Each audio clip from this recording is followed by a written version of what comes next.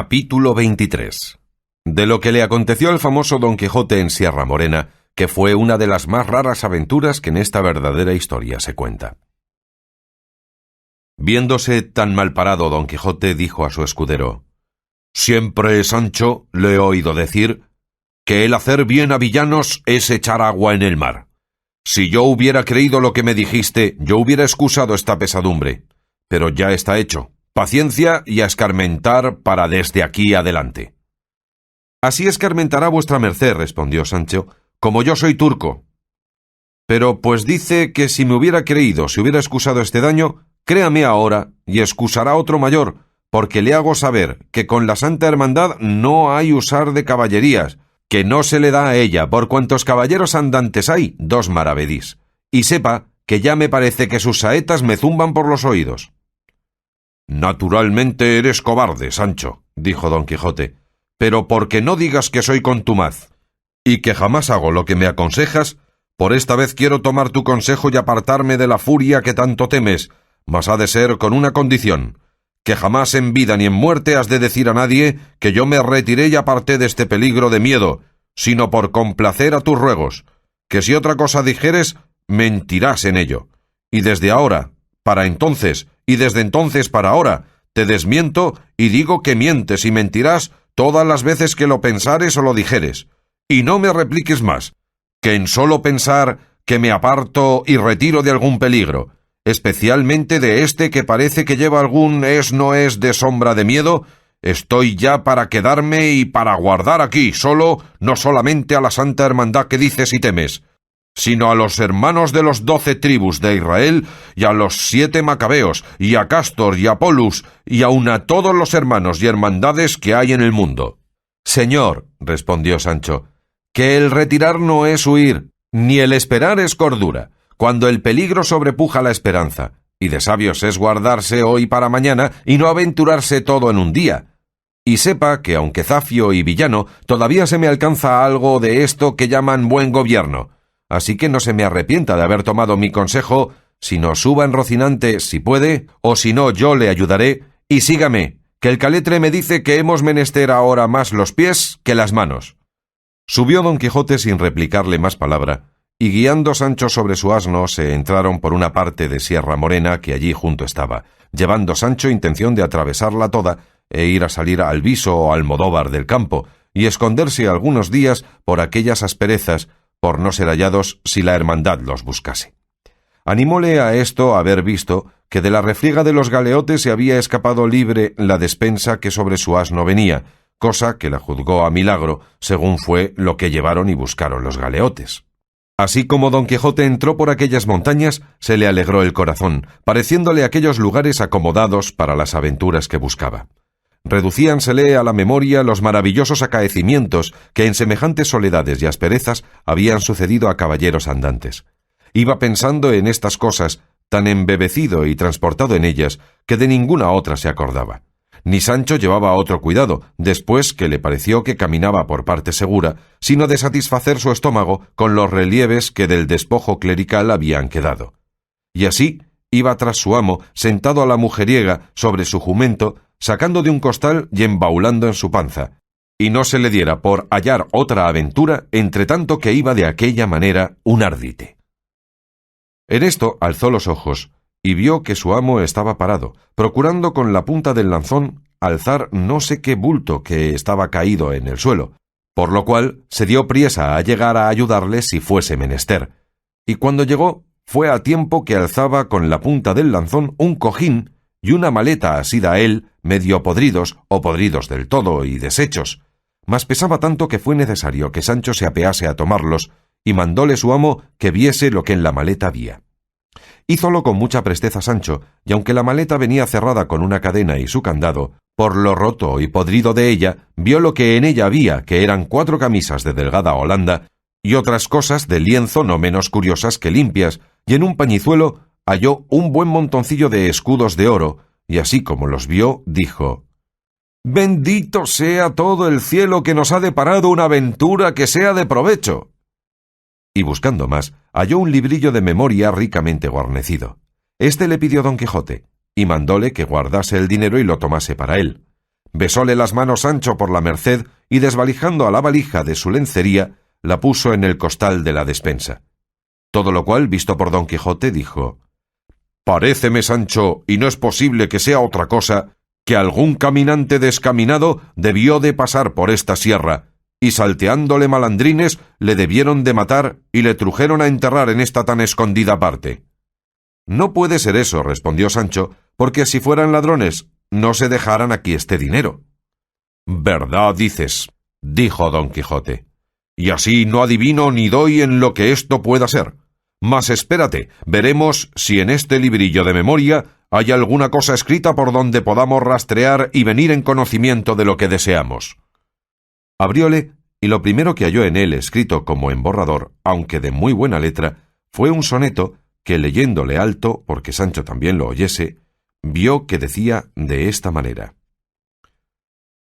«O le falta al amor conocimiento, o le sobra crueldad, o no es mi pena igual a la ocasión que me condena al género más duro de tormento.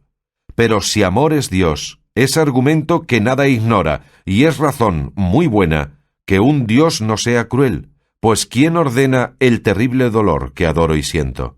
Si digo que sois vos, Fili, no acierto, que tanto mal en tanto bien no cabe, ni me viene del cielo esta ruina.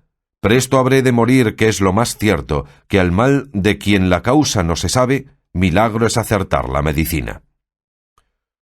«Por esa trova», dijo Sancho, «no se puede saber nada, si ya no es que por ese hilo que está ahí se saque el ovillo de todo». «¿Qué hilo está aquí?», dijo Don Quijote. «Paréceme», dijo Sancho, «que vuestra merced nombró ahí hilo». «No dije sino Fili», respondió Don Quijote, «y este, sin duda, es el nombre de la dama de quien se queja el autor de este soneto, y a fe que debe de ser razonable poeta, o yo sé poco del arte». «Luego también», dijo Sancho, «¿se le entiende a vuestra merced de trovas?» «Y más de lo que tú piensas», respondió Don Quijote, «y veráslo cuando lleves una carta, escrita en verso de arriba abajo, a mi señora Dulcinea del Toboso, porque quiero que sepas, Sancho, que todos o los más caballeros andantes de la edad pasada eran grandes trovadores y grandes músicos, que estas dos habilidades o gracias, por mejor decir, son anexas a los enamorados andantes. Verdad es que las coplas de los pasados caballeros tienen más de espíritu que de primor». «Lea más, vuestra merced», dijo Sancho, «que ya hallará algo que nos satisfaga». Volvió la hoja Don Quijote y dijo: «Esto es prosa y parece carta». «¿Carta misiva, señor?», preguntó Sancho. «En el principio no parece sino de amores», respondió Don Quijote. «Pues lea vuestra merced alto», dijo Sancho, «que gusto mucho de estas cosas de amores». «Que me place», dijo Don Quijote, y leyéndola alto, como Sancho se lo había rogado, vio que decía de esta manera: «Tu falsa promesa y mi cierta desventura me llevan a parte donde antes volverán a tus oídos las nuevas de mi muerte que las razones de mis quejas. Desechásteme, oh ingrata, por quien tiene más, no por quien vale más que yo. Mas si la virtud fuera riqueza que se estimara, no envidiara yo a dichas ajenas ni llorara desdichas propias. Lo que levantó tu hermosura han derribado tus obras. Por ella entendí que eras ángel, y por ellas conozco que eres mujer. Quédate en paz, causadora de mi guerra, y haga el cielo que los engaños de tu esposo estén siempre encubiertos, porque tú no quedes arrepentida de lo que hiciste, y yo no tome venganza de lo que no deseo». Acabando de leer la carta, dijo Don Quijote: «Menos por esta que por los versos se puede sacar más de que quien la escribió es algún desdeñado amante». Y hojeando casi todo el librillo, halló otros versos y cartas que algunos pudo leer y otros no. Pero lo que todos contenían eran quejas, lamentos, desconfianzas, sabores y sinsabores, favores y desdenes, solemnizados los unos y llorados los otros. En tanto que Don Quijote pasaba el libro, pasaba Sancho la maleta sin dejar rincón en toda ella, ni en el cojín que no buscase, escudriñase o inquiriese, ni costura que no deshiciese, ni vedija de lana que no escarmenase, porque no se quedase nada por diligencia ni mal recado. Tal golosina habían despertado en él los hallados escudos que pasaban de 100. Y aunque no halló más de lo hallado, Dio por bien empleados los vuelos de la manta, el vomitar del brebaje, las bendiciones de las estacas, las puñadas del arriero, la falta de las alforjas, el robo del gabán y toda la hambre, sed y cansancio que había pasado en servicio de su buen señor, pareciéndole que estaba más que rebien pagado con la merced recibida de la entrega del hallazgo. Con gran deseo quedó el caballero de la triste figura de saber quién fuese el dueño de la maleta, conjeturando por el soneto y carta, por el dinero en oro y por las tan buenas camisas que debía de ser algún principal enamorado, a quien desdenes y malos tratamientos de su dama debían de haber conducido a algún desesperado término. Pero como por aquel lugar inhabitable y escabroso no parecía persona alguna de quien poder informarse, no se curó de más que de pasar adelante sin llevar otro camino que aquel que Rocinante quería, que era por donde él podía caminar, siempre con imaginación que no podía faltar por aquellas malezas alguna extraña aventura. Yendo, pues, con este pensamiento, vio que por cima de una montañuela que delante de los ojos se le ofrecía, iba saltando un hombre de risco en risco y de mata en mata con extraña ligereza. Figurósele que iba desnudo, la barba negra y espesa, los cabellos muchos y rabultados, los pies descalzos y las piernas sin cosa alguna. Los muslos cubrían unos calzones, al parecer de terciopelo leonado, mas tan hechos pedazos que por muchas partes se le descubrían las carnes. Traía la cabeza descubierta, y aunque pasó con la ligereza que se ha dicho, todas estas menudencias miró y notó el caballero de la triste figura, y aunque lo procuró, no pudo seguille porque no era dado a la debilidad de Rocinante andar por aquellas asperezas, y más siendo él de suyo pasicorto y flemático. Luego imaginó don Quijote que aquel era el dueño del cojín y de la maleta, y propuso en sí de buscalle, aunque supiese andar un año por aquellas montañas, hasta hallarle, y así mandó a Sancho que se apease del asno y atajase por una parte de la montaña, que él iría por la otra, y podría ser que topasen con esta diligencia con aquel hombre que con tanta priesa se les había quitado de delante. «No podré hacer eso», respondió Sancho, «porque en apartándome de vuestra merced luego es conmigo el miedo, que me asalta con 1000 géneros de sobresaltos y visiones. Y sírvale esto que digo de aviso para que de aquí en adelante no me aparte un dedo de su presencia». «Así será», dijo el de la triste figura, «y yo estoy muy contento de que te quieras valer de mi ánimo, el cual no te ha de faltar, aunque te falte el ánima del cuerpo. Y vente ahora tras mí poco a poco como pudieres, y haz de los ojos lanternas. Rodearemos esta serrezuela. Quizá toparemos con aquel hombre que vimos, el cual sin duda alguna no es otro que el dueño de nuestro hallazgo». A lo que Sancho respondió: «Harto mejor sería no buscalle, porque si le hallamos y acaso fuese el dueño del dinero, claro está que lo tengo de restituir, y así fuera mejor, sin hacer esta inútil diligencia, poseerlo yo con buena fe, hasta que por otra vía menos curiosa y diligente pareciera su verdadero señor, y quizá fuera a tiempo que lo hubiera gastado y entonces el rey me hacía franco». «Engáñaste en eso, Sancho», respondió don Quijote, «que ya que hemos caído en sospecha de quién es el dueño casi delante, estamos obligados a buscarle y volvérselos, y cuando no le buscásemos, la vehemente sospecha que tenemos de que él lo sea, nos pone ya en tanta culpa como si lo fuese. Así que, Sancho amigo, no te dé pena el buscalle, por la que a mí se me quitará si le hallo». Y así picó a Rocinante y siguióle Sancho con su acostumbrado jumento, y habiendo rodeado parte de la montaña, hallaron en un arroyo caída, muerta y medio comida de perros y picada de grajos, una mula ensillada y enfrenada, todo lo cual confirmó en ellos más la sospecha de que aquel que huía era el dueño de la mula y del cojín. Estándola mirando, oyeron un silbo como de pastor que guardaba ganado, y a deshora, a su siniestra mano, parecieron una buena cantidad de cabras, y tras ellas, por cima de la montaña, pareció el cabrero que las guardaba, que era un hombre anciano. Dióle voces don Quijote y rogóle que bajase donde estaban. Él respondió a gritos que quién les había traído por aquel lugar, pocas o ningunas veces pisados sino de pies de cabras, o de lobos, o de otras fieras que por allí andaban. Respondióle Sancho que bajase, que de todo le darían buena cuenta. Bajó el cabrero y en llegando donde don Quijote estaba, dijo: «Apostaré que está mirando la mula de alquiler que está muerta en esa hondonada, pues a buena fe que ya ha 6 meses que está en este lugar. Díganme, ¿han topado por aquí a su dueño?».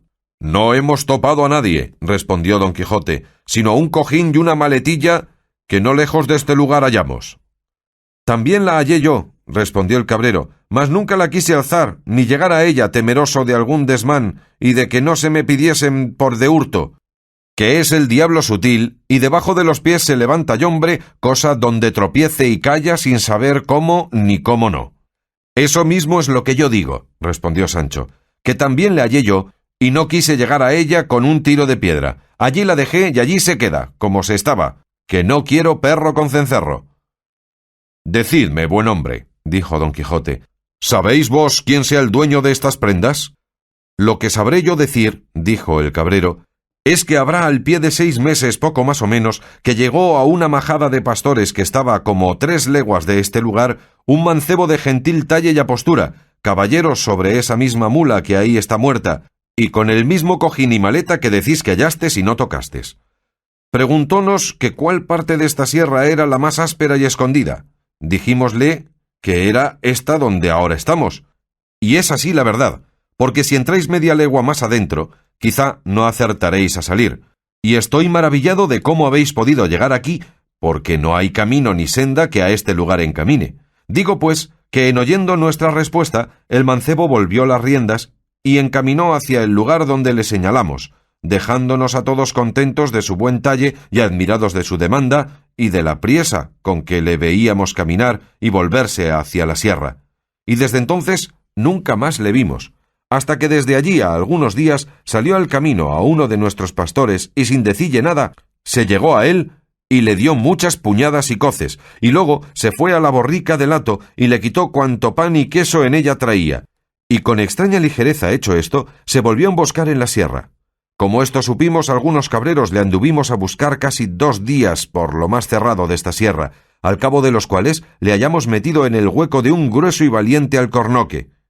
Salió a nosotros con mucha mansedumbre, ya roto el vestido y el rostro desfigurado y tostado del sol, de tal suerte que apenas le conocíamos, sino que los vestidos, aunque rotos, con la noticia que de ellos teníamos, nos dieron a entender que era el que buscábamos.